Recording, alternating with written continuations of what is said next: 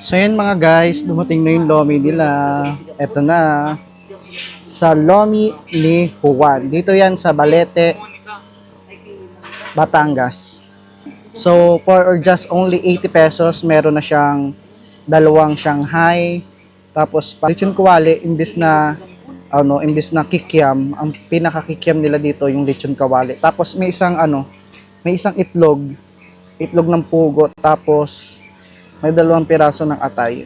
So, tikman natin at i-rate natin kung masarap ba ang lomi talaga nila dito. Kung sulit ba talaga yung pagpunta natin dito sa Batangas. So, tara, let's go!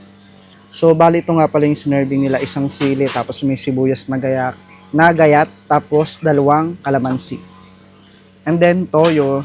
Dinayo pa rin namin yung lumian dito sa may sikat na dito sa Batangas. Sa Magape. Magape to, no? Yes, sa Magapi guys. Sakop ng Balete. Papakita ko naman yung lugar nila kung saan dito. Sakop ito ng Balete. So, unang tikim. Uy, masyado siyang Masyado siyang, alam niyo yung malapot. So, tikman natin.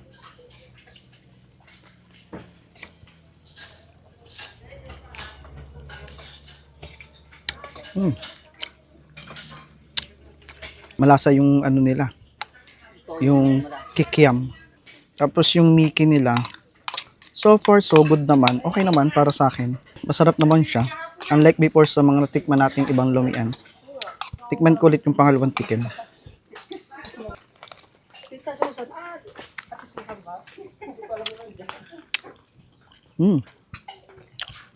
Mas masarap siya lalo kasi natikman ko na yung sili. So masasabi ko sa lomi nito, hindi siya masyadong masabaw. Talagang tingnan nyo naman. Kitang-kita talaga yung pinakalaman. Hindi siya tubong lugaw. As in, solid for only 80 pesos. So matitikman nyo na yung ganitong kasarap ng lomi dito sa Batangas. So tikman natin yung Shanghai kung sariling gawa ba or kung yung nabibili lang sa sa Goodwill.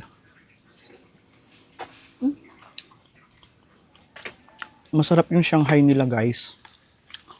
As you can see, yung laman ng Shanghai nila talagang literal na purong giniling. Tapos merong konting carrots. Literal na agad, malaman yung loob. Kain tayo.